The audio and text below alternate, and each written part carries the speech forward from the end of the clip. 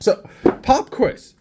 How many Fantastic Four or Superman books can you name from WILDSTORM Productions that are not Heroes Reborn? We'll discuss Heroes Reborn today, but we got some forgotten gems, some true talent that came through some of these books as well. That's what we're doing today. The month of July 2025. It's Fantastic Four Superman month. All systems are go. Welcome to WILDSTORM Wednesday.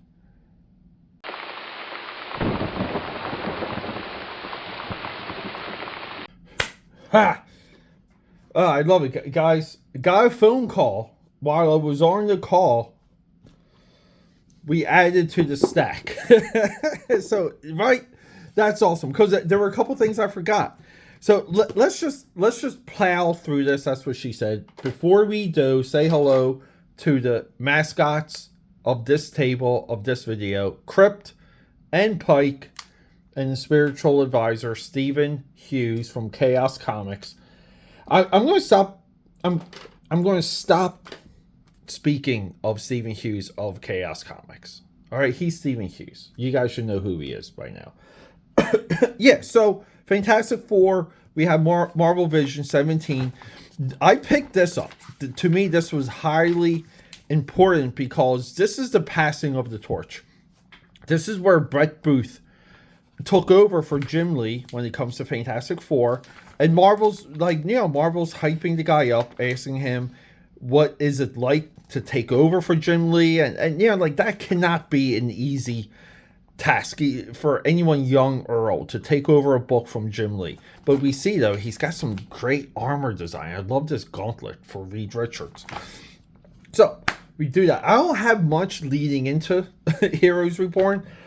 And you guys know, we're big fans of this reboot. I think this reboot is the template of every other Fantastic Four reboot. Movie, video game, anime, not that there's many video games, but movies, video game, cartoon, reboot. This is the template in my eyes. I always buy multiples. I love this run so much. I think Jim Lee really was on all cylinders with this. He draws one amazing Captain America, which you guys always hear me gush over. One amazing Namor. One amazing Doctor Doom. Classic giant mole creature attacking the city. We got Namor in the way on this issue, but this is a Jim Lee we want, right? Nice flashbacks here.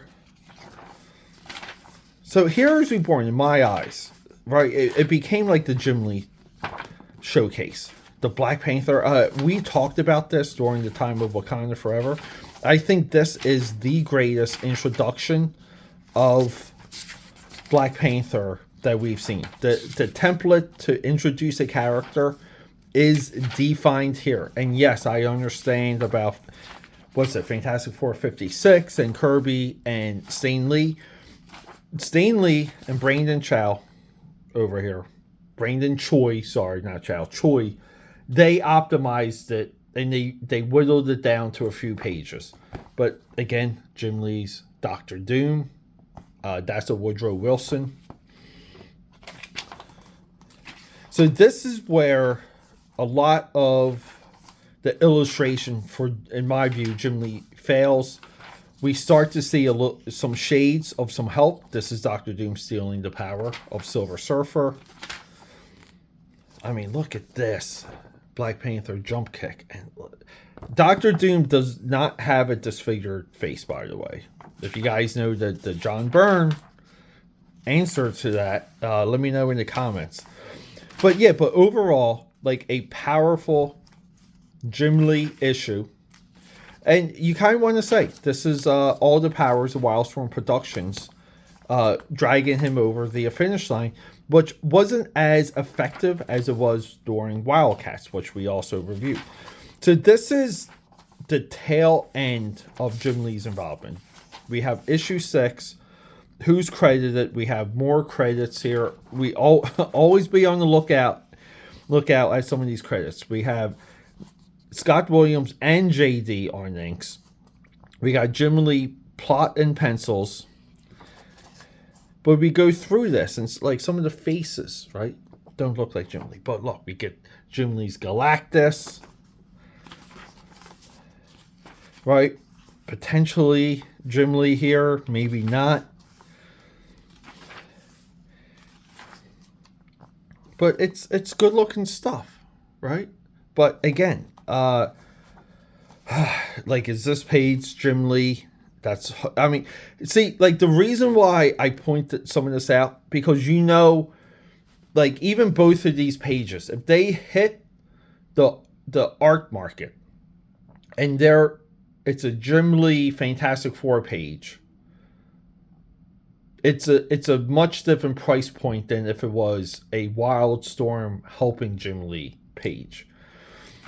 You know, like, and I do feel like it diminishes the honesty of that sometimes, even like this. See, to me, this looks like Wells Portacio. Like, this is a clear Brett Booth face. This naked boy, naked banner. But again, like, this is a Brett Booth page, right? And we get, is Brett Booth? Yeah, Brett Booth is, see, like, Brett Booth and Tom McWeeny are at the bottom. I mean, this is where it gets a little, and some of this could be like a shift in the story where it's Doctor Doom and Bruce Banner, so the other plot points here have slowed down. See, like, we're beginning the Industrial Revolution, right? So we might want to say, like, you know, we'll introduce Brett Booth. There's a good transition, and then with issue 7, it's all Brett Booth. Now, Rob Liefeld recently called Brett Booth a hollowed version of Jim Lee. Some of that might be, I mean, no cap. This is fantastic too, by the way.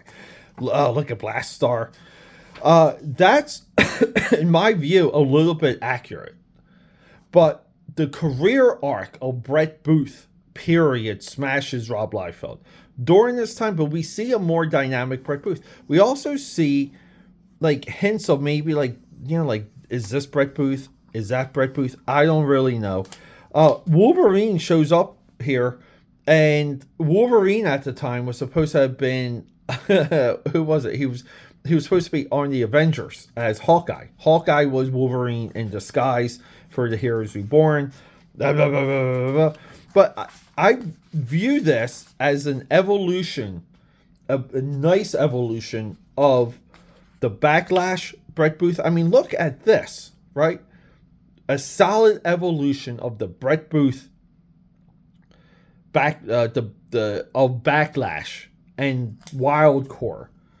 Like, he grows, and he would grow with every single series that he got. And he became like a monthly guy. I mean, that's very important. So again, like, Brett Booth, like, full credit here. Drawing the Inhumans. But see, like, he learns to, I mean, pages like this to me are as interesting as, like, the action shots. Because it sets up characters, it sets up conflict. We have Sue Storm here. Or is that Sue Storm, or is that Fairchild from Gen X? It's either, right? Gotcha. But yeah, like, he pulls back the camera. I mean, guys, Brett Booth does his job. And he learns to fill up a page. He learns to be economic. He did a book called Anita Blake for months. I mean, not for months, for years he did that book. And I will bring that to you guys. So look at his Fire Lord, though. I mean, come on. It is striking seeing how fast Heroes Reborn moved, though. Because, look, we have the Inhumans and Fire Lord. And Silver Surfer's, like, on his own already. This is when you knew, like, when you were reading this, that they were going to, like, end it, basically. Maximus. Very nice. I mean, nice looking Maximus. And Brett Booth. So Brett Booth also, right, had a career in drawing animals, I think for like science manuals or instructional things. He had a Wildstorm, there might have been like a trilogy of miniseries called like the Extinction Event, where he drew some of the best dinosaurs in comic book history. So that's coming. But yeah, so Brett Booth, in my view, like, you know, he gets the job done. And now we have Jim Lee. Look, Jim Lee on plot, Brandon Chow script, Ron Lim. So Ron Lim comes in here, Cosmic Ron Lim, and he was working on this. He did Stormwatch. He was an in-house Wildstorm go-to guy. Get the page done. So a little bit of that attitude diminished the Heroes Reborn run, but we would get Thrax, Heroes United, and then WW3, where Jim Lee puts all of his might behind the Wildstorm universe, crossing over with, and this is Mike Waringo, right? Yeah, Mike Waringo. James Robinson too. Like James Robinson, there was a stretch where almost everything James Robinson touched for Wildstorm, look, they're fantastic, right? Everything James Robinson touched worked outside of Stormwatch 1 and Wildcats 1. But yeah, like this is a well-paced, well-drawn issue. Look, we have Wildcats, we have Wetworks with with Hawkeye in there, aka Wolverine, but now he's purple. We all know what's happening. Like Lynch, member of S.H.I.E.L.D.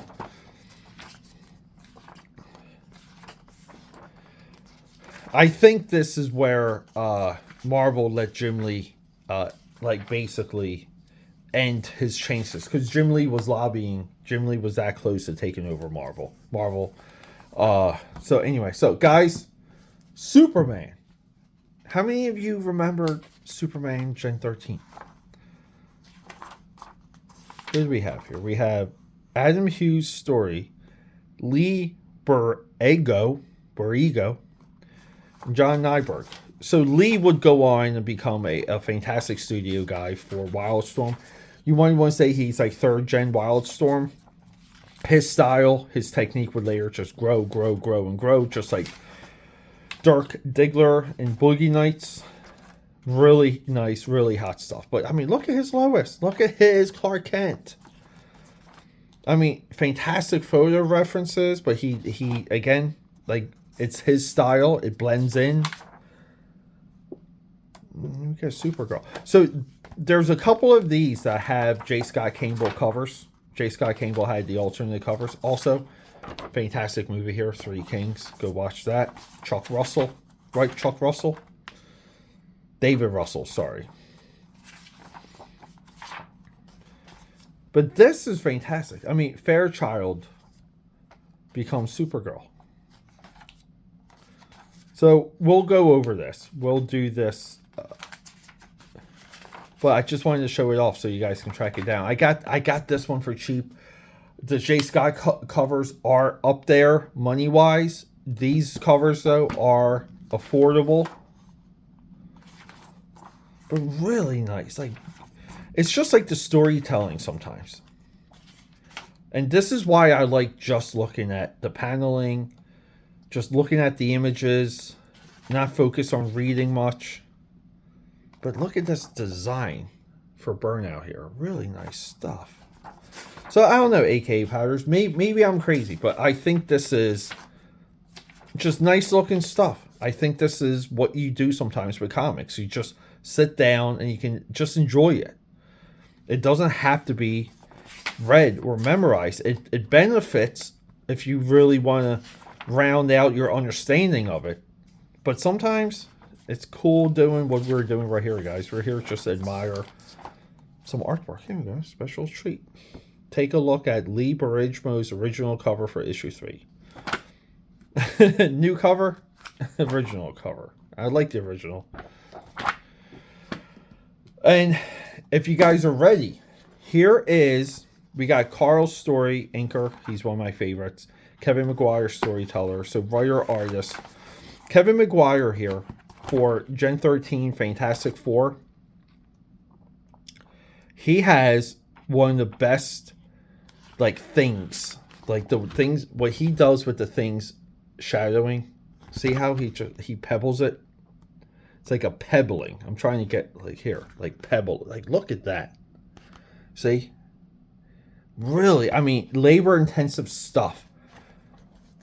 But story, though, like, his proportions for Fairchild here in this dress, right? Like, this screams, like, modern day. This is like a CrossFit girl. And it kind of shows you how much ahead of the curve, just visually, Gen 13 was. Like, it really was a progressive comic. But not politically progressive. But look, we even get Spider-Man here with Human Torch. So the problem with a lot of these crossovers is sometimes we don't get enough of the heroes in costume, like, doing stuff. But look at that thing. Look, Fairchild's just dick punching him right in the DICK. You know it's it. But look, see, guys, really nice looking stuff here. I mean, right there. We have the solid pebbles with the feathering to break it up a little. So speaking of, like, the pitfalls of this, right? Which would be not enough costumes, not enough heroes, not enough, like, we're heroes, like, in the moment. We're sitting down, we're having a lot of conversations, right? This is a little bit of the blowback of the Image era. Grant Morrison, Val Zemeckis, Kevin Conrad being the inker here. This, on the other hand, Wildcats JLA with the electric Superman. Like, guys, like, let's go, dude. Yeah, electric Superman. But then you have his proxy, Mr. Majestic. And I love it because DC couldn't keep their characters straight. And I get it. It was a transformative time for the company. So they were trying new things constantly. But you can't even have, like, Superman with his proxy because, you know, I love it. But I like that they're, like, they stick to it. They stick to the time of the characters. That's what you do. That's continuity. But, like, really, just, like, big superhero stuff. See, like, I mean, it's a disaster. We have a robot coming up from the Earth. We have a big blobby guy fighting Grifter. Like, what else do you want from a comic? No, we got Maul holding things up with some machine gun, bullet ribbon. We got Batman punching out Maul. Like, Superman just, like, beating the hell out of Mr. Majestic. Flash trying to keep up with Void. That's awesome. Wonder Woman versus Zillock. I mean, he draws a nice... Val Zemeckis draws a nice Grifter. I mean, great shadowing here for Zillock. But yeah, I mean, this is awesome. But, like, they're fighting, and then, you know, like, hopefully by the end they become friends. Looks like that they're friends now. And look, we got Stormwatch making an appearance. Really, really well done. Really cool stuff. I think Comics Pop may have talked about this, and, you know, I like Comics Pop sometimes, but they just trash everything all the time. We're here to read, to appreciate, and, like, to enjoy. But look, the cloaked electric Superman in disguise. Where's that action figure? They never done that action figure. Nice looking Batmobile, Grifter on the motorcycle. But yeah, let's team up and beat up the bad guy, which is what they're doing.